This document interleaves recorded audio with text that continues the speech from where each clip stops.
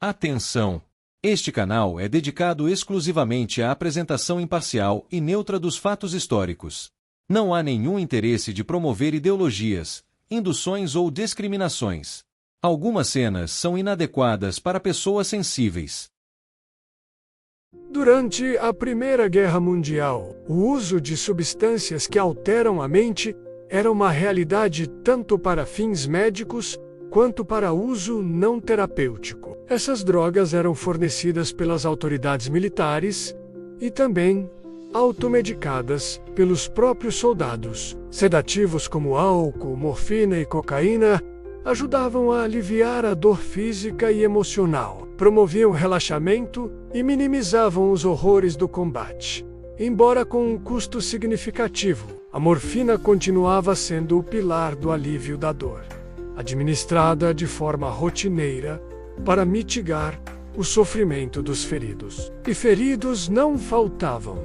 Durante o tratamento inicial de feridas, os médicos da linha de frente marcavam a testa dos pacientes com cruzes de tinta permanente após a administração da morfina, a fim de evitar overdoses em etapas posteriores do tratamento. Uma dose recomendada era de 16 miligramas. Talvez o morfinista mais famoso da época tenha sido Hermann Göring, um as da aviação e, mais tarde, uma figura poderosa da elite nazista e comandante-chefe da Luftwaffe. A injeção letal era, muitas vezes, a única forma de lhes dar descanso. O sulfato de morfina também era uma solução popular para anestesia, juntamente com o bom e velho clorofórmio e o goprelto. Para quem não sabe, goprelto é a forma de sal cloridrato do alcaloide tropano, mais conhecido como cocaína, com atividade estimulante do sistema nervoso central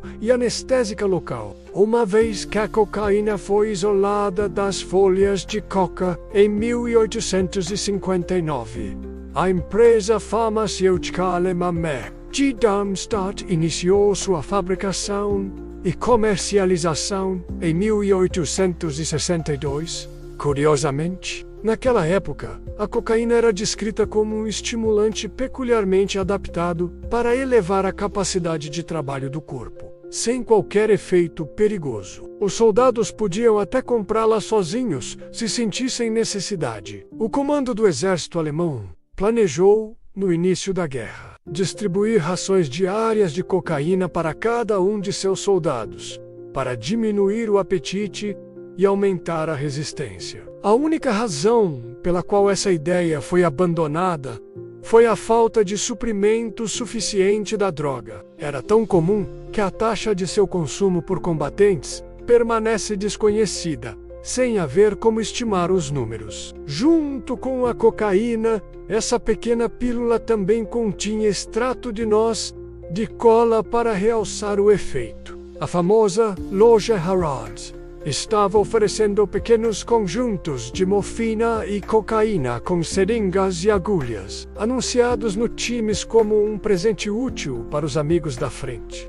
Enquanto isso, a conhecida farmácia Savory Moore vendia um kit médico por correspondência contendo cocaína e heroína. Em 11 de maio de 1916, o Conselho do Exército da Grã-Bretanha emitiu uma ordem proibindo qualquer venda ou fornecimento não autorizado de substâncias psicoativas a qualquer membro das Forças Armadas, exceto por razões médicas e apenas por prescrição. A droga era o impulsionador do moral, o combustível para o fogo interior e um melhorador geral do humor nas trincheiras. Embora não tenha sido capaz de abolir totalmente o uso de drogas na guerra, como fica evidente pelo uso de anfetaminas na Segunda Guerra Mundial e na Guerra do Vietnã, com certeza foi o primeiro passo para reconhecer e abordar os efeitos nocivos de tais substâncias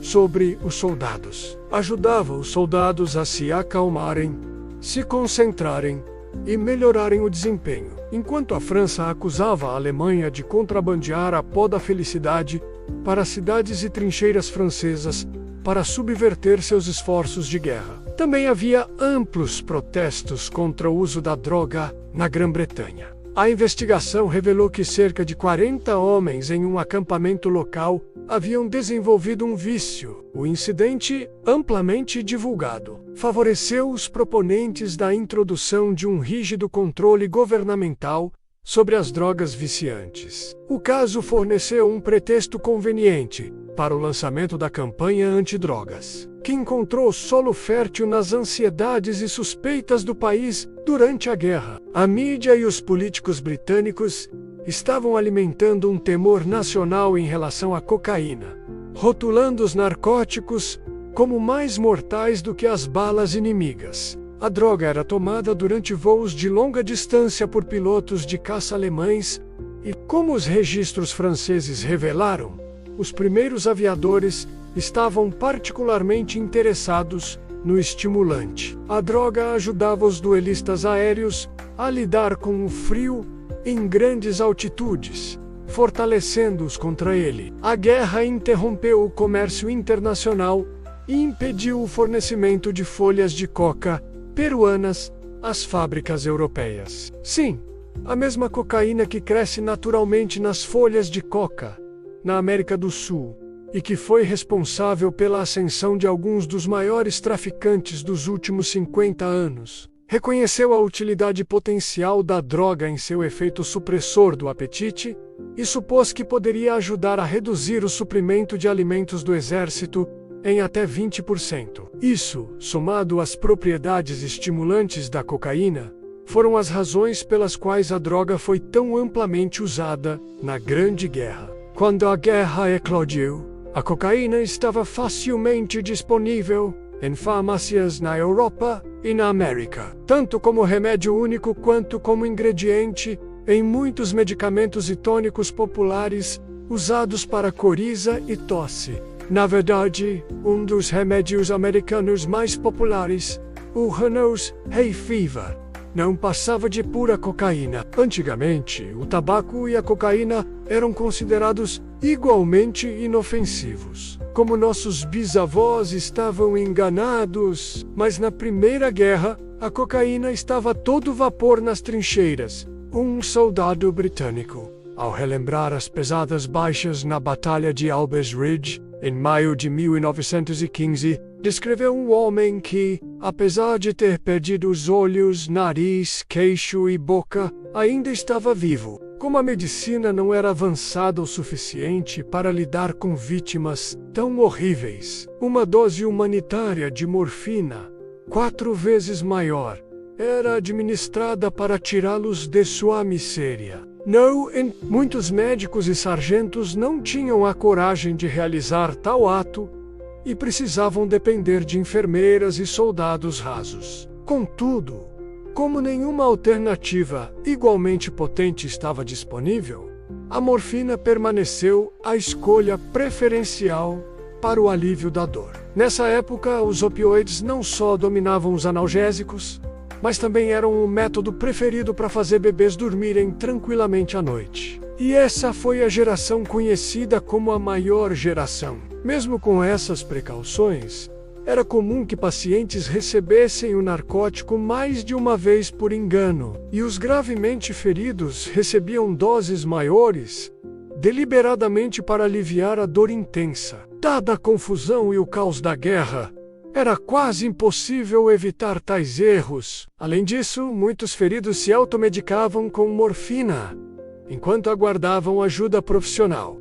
Estilhaços de granadas causavam lesões terríveis, dilacerando carne, estraçalhando ossos e provocando ferimentos medonhos em órgãos vitais como rins, pulmões e bexiga, além de mutilações faciais. Essas lesões geravam uma dor excruciante, um tormento que só o sulfato de morfina, batizado em homenagem a Morfeu, o deus grego do sono, conseguia combater. Naquela época, a regulamentação de drogas e a conscientização sobre seus perigos eram mínimas, uma realidade que se repetiria em conflitos subsequentes. Morfina, a droga divina do sono. No que diz respeito aos analgésicos, houve pouca evolução entre a Guerra Civil Americana e o início da Primeira Guerra Mundial. No entanto, a morfina não era uma droga para ser usada levianamente. Uma das desvantagens da overdose de morfina era que a droga mascarava o quadro clínico,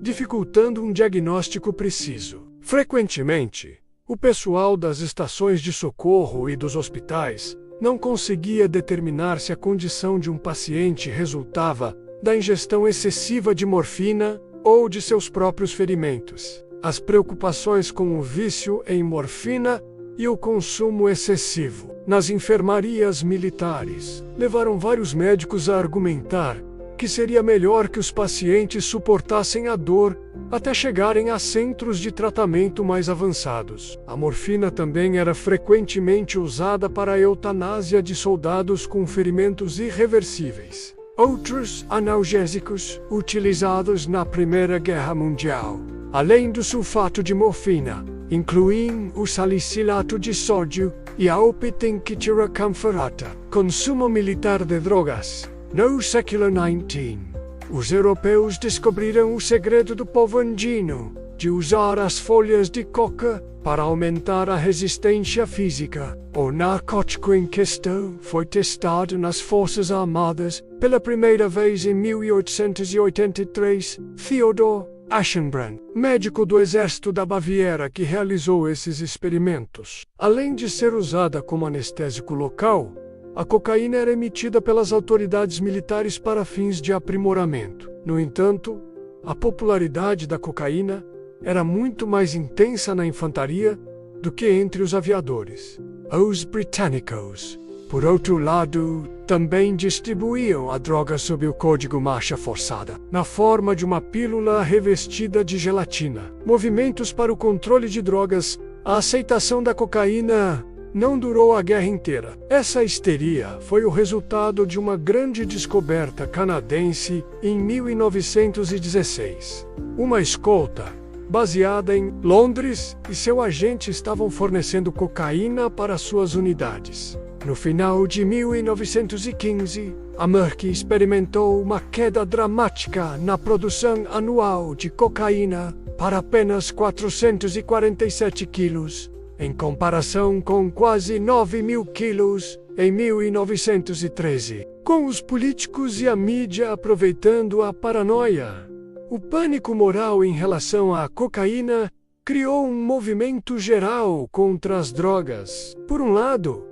a Primeira Guerra Mundial facilitou um maior consumo de narcóticos como a cocaína e a morfina, mas também abriu caminho para regimes nacionais abrangentes de controle de substâncias. Obrigado por assistir ao nosso canal.